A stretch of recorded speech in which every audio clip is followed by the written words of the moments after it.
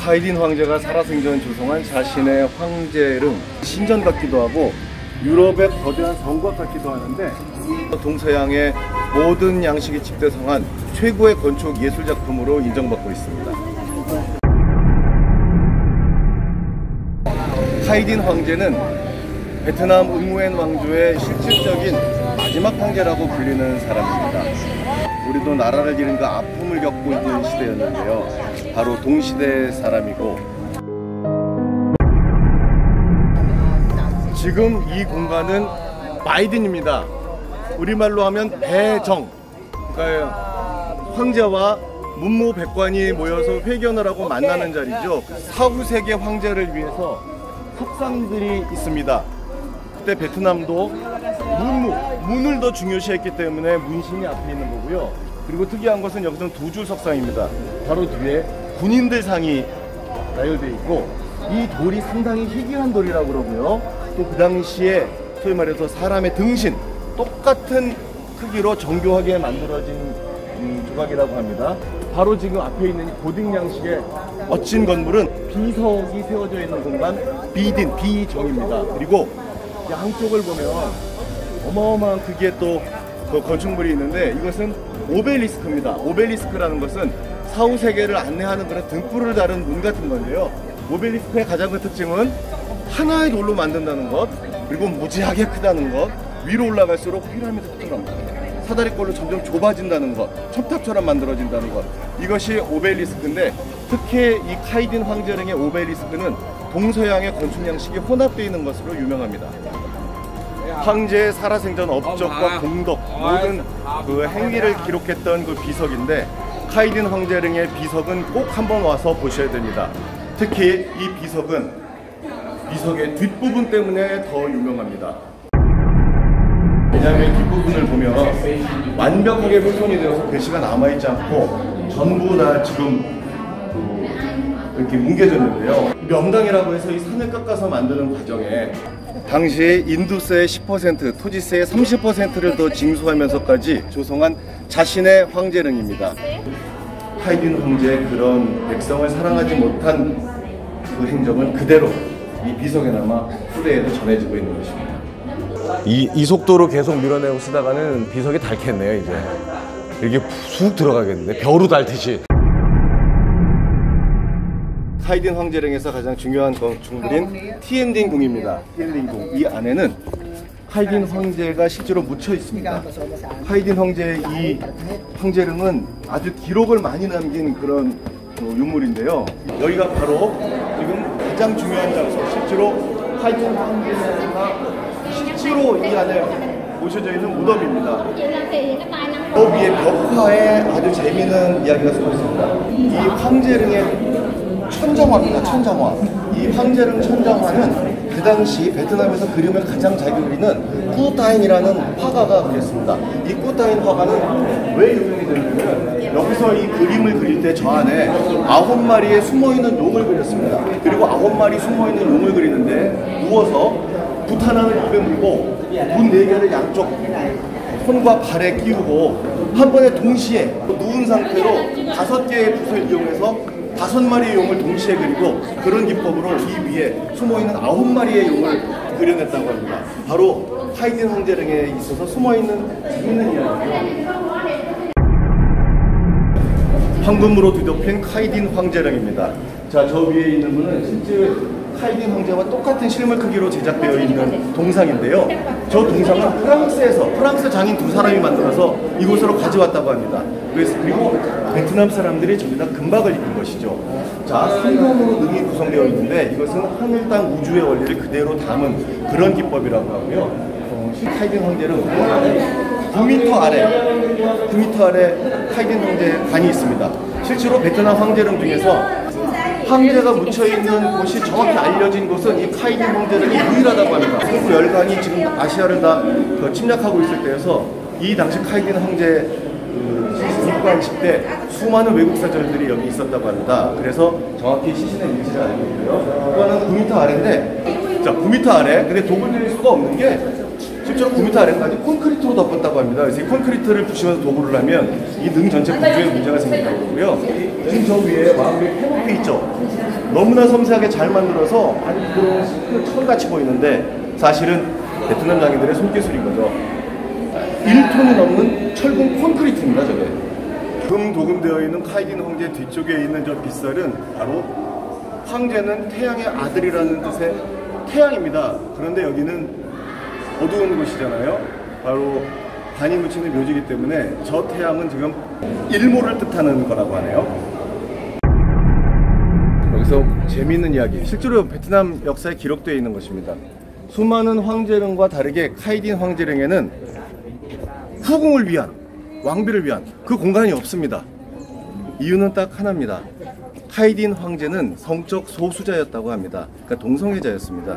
그렇기 때문에 후궁, 여자를 멀리했고 항상 남자들이 측근에 있었다고 하고, 실제로 그 궁녀들이 춤을 추니까 다 남자로 바꾸게끔 하고 이런 명령까지도 공식적으로 내렸다고 하고요.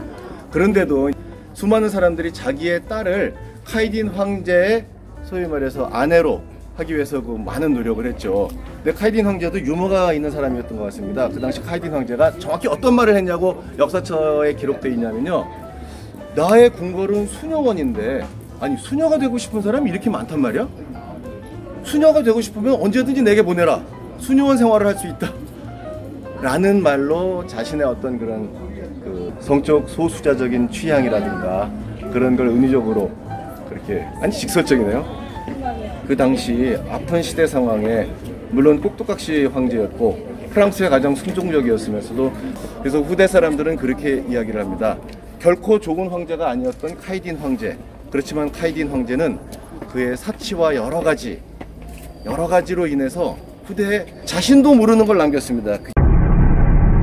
그 동서양이 그렇게 치열하게 한 시대를 만들어 나가고 있던 그 시대의 작품이어서 기둥은 인도 양식, 그리고 저 울타리는 십자가를 연결한 형태, 다른 황제랑하고 다르게 고딕 양식의 팔 같은 구조, 저거는 전형적인 프랑스 양식이라고 합니다. 또 아치는 르네상스 양식, 또 불교, 힌두교 이런 모든 건축 양식들이 혼합되어 있어서, 그래서 한때 베트남 사람들에게서는 이 건축물은 우리의 것이 아니다로 제외된 역사도 있습니다. 하지만 그 뒤에 당시의 시대의 아픔을 고려했을 때 본인도 모르는 사이에 동양과 서양의 모든 건축의 양식을 그 시대 상황에서 가장 완벽하게 적합한 세계 문화유산을 베트남에 남겼다. 이 카이딘 황제릉의 공식 명칭 응랑, 응답하는 무덤, 응릉입니다. 1920년대 우리도 망국의 한을 겪고 있을 때 실질적으로 베트남이 프랑스에 넘어간 결정적 역할을 했던 카이딘 황제, 응릉. 카이딘 황제는 세상과 역사를 향해서 무엇이라고 응답을 하고 싶었습니다. 반갑습니다. 구독, 좋아요, 댓글! 구독!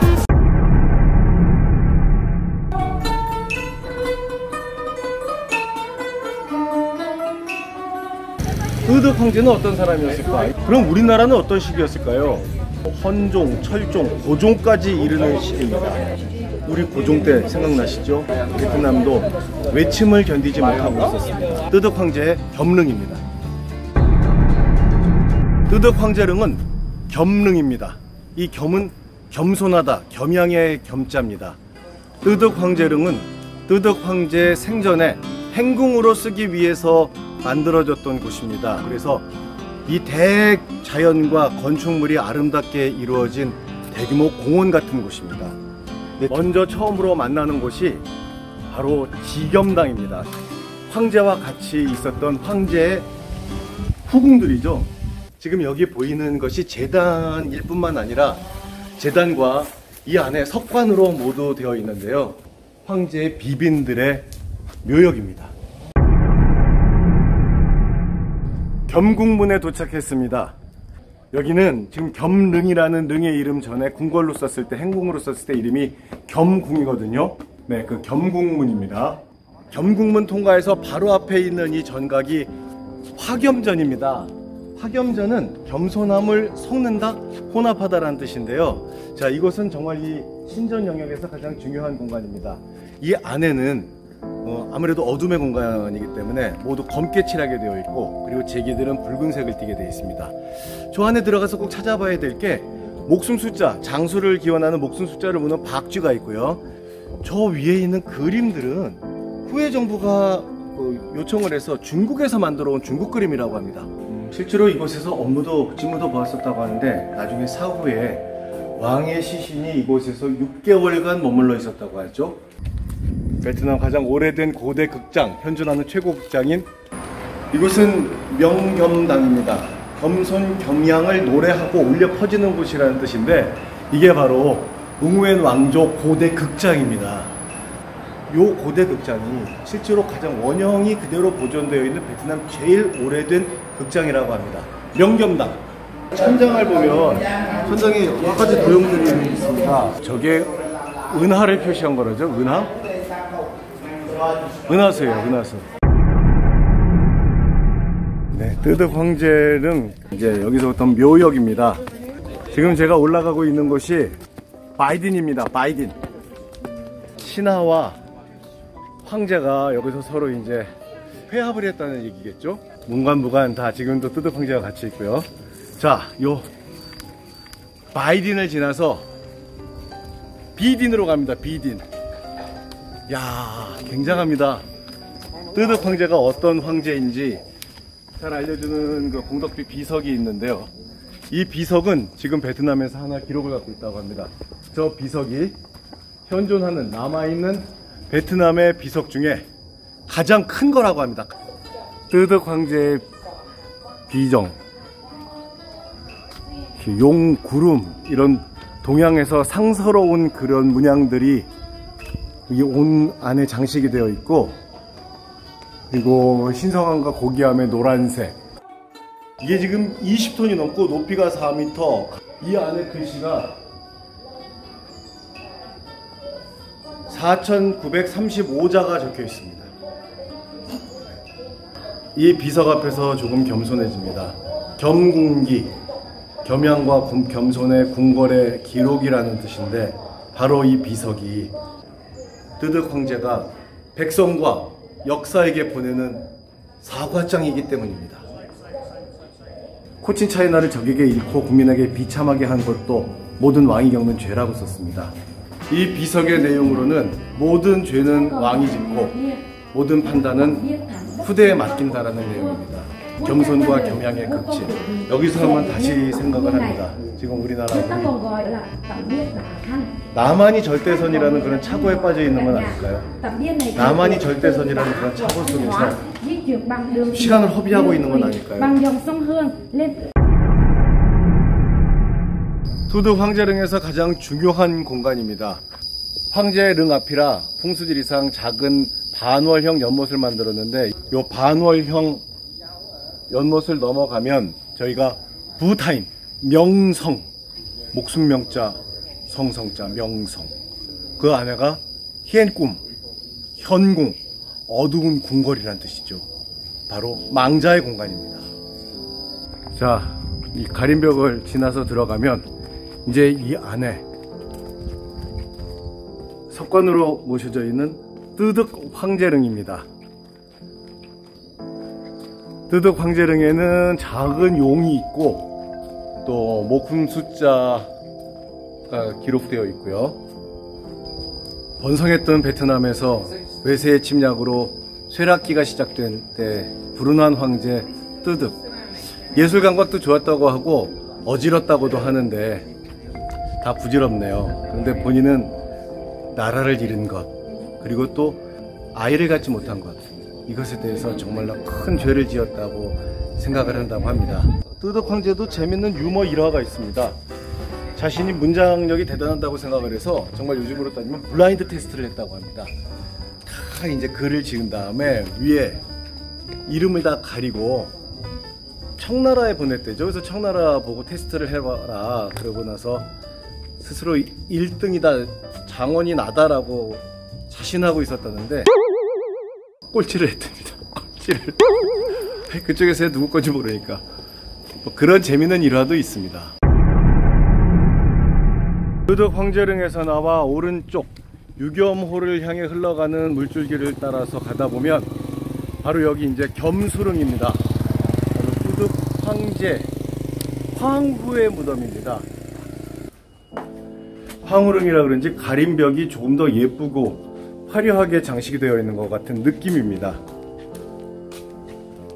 역시 똑같네요. 구조는 똑같은데 공간은 여기가 좀 협소하고 릉은 더 크게 만든 느낌이 드는데 뚜득 황후도 우리 역사와 비슷한 점이 많습니다.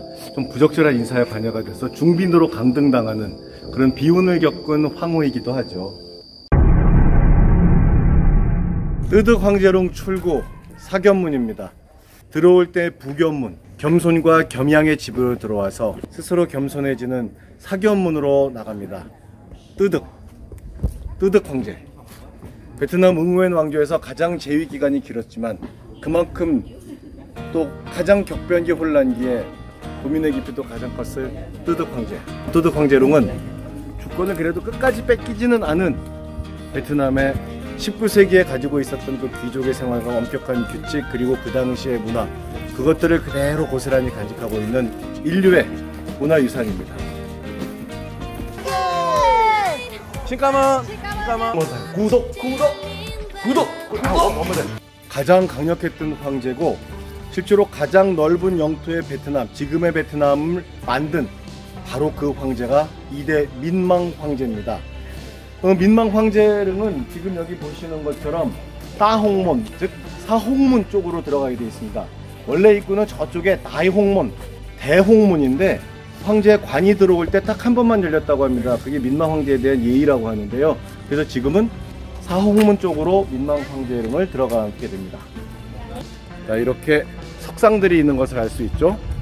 바로 여기 좀 독특한 게 있죠. 이 전각에 둘러싸여 있는 것은 청동으로 만들었다고 합니다. 그래서 도식 때문에 이렇게 사람은 석상은 비를 맞고 서 있고 이 청동상은 전각에 둘러싸여 보호를 받고 있는데 자, 이것은 뭘까요? 다른 황제릉에서 볼 수 없는 이 유니콘 베트남의 전통 설화에 있는 사자와 개 사이에서 태어난 이 유니콘이 실제로 이런 모든 문무백관들에 대한 감찰과 감시의 역할을 한다고 합니다. 강력한 황제권의 상징이죠. 바로 여기가 바이딘입니다. 바이딘, 배정. 제 뒤로 보이는 것이 비딘, 비정, 비석이 있는 곳입니다. 저 비석이 있는 공간은 역시 황제를 상징하는 용과 호리병 모양으로 만들어져 있습니다. 호리병은 땅과 하늘의 조화를 뜻한다고 합니다. 민망 황제는 1820년부터 1840년까지 20년간 이 나라를 통치했습니다. 그 기간 동안 가장 넓은 영토 그리고 실질적인 통일, 번영, 국가 부흥을 이뤄냈다고 하는데요. 네, 1820년도부터 1840년도 응우엔 왕조는 그때 최고 번성기를 맡고 있었습니다.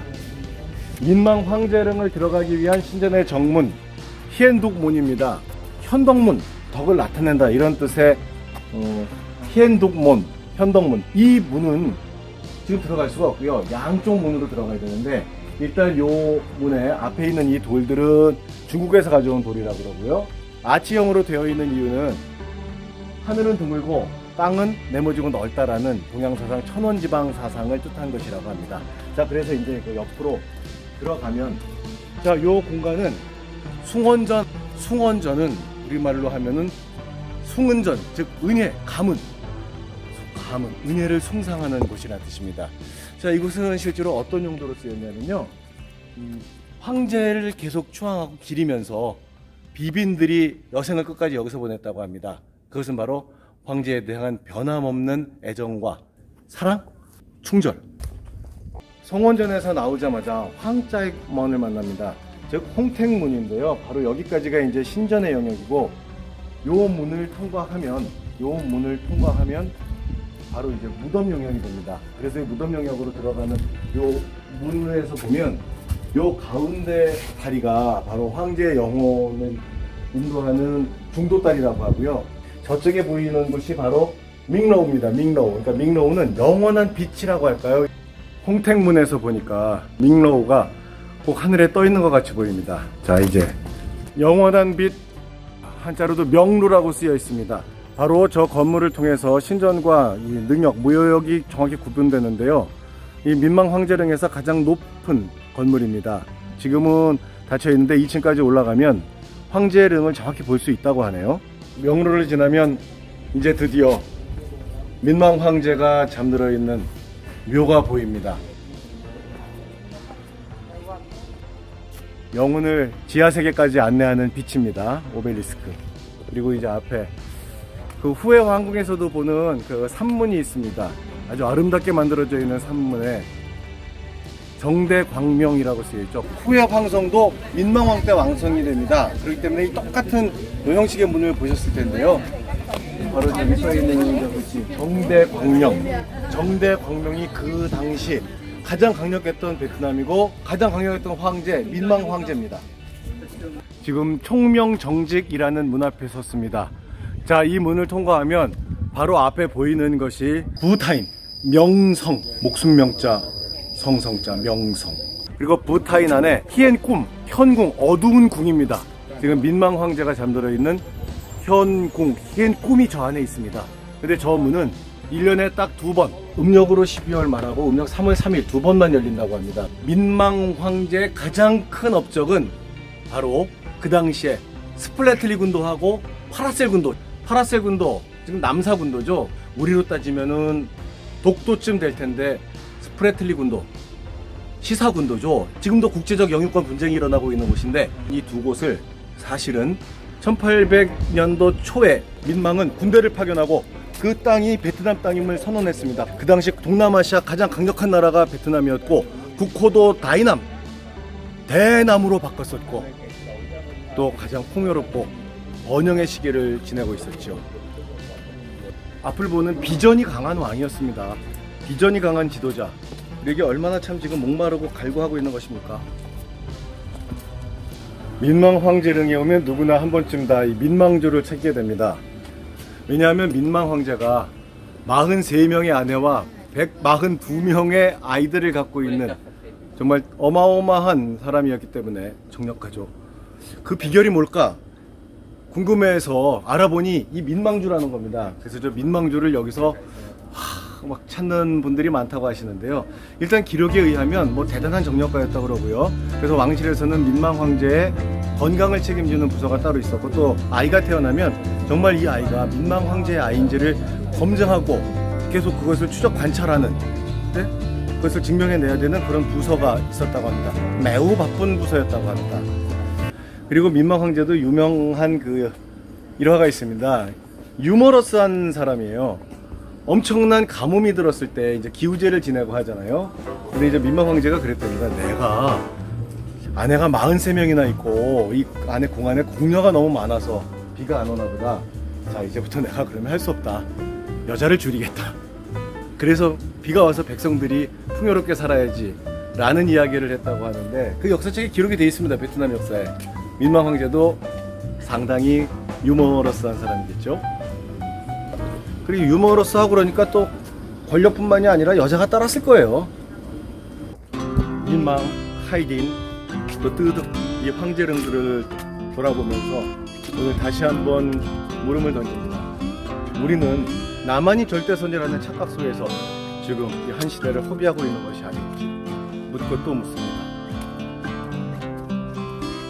너무 반갑습니다. 네, 반갑습니다. 예. 꼭 구독해 주셔야 돼요, 오늘. 하신 지 오래되셨어요? 아, 예, 감사합니다. đăng ký nhấn like bình luận và chia sẻ cho mình nha ở đây nè.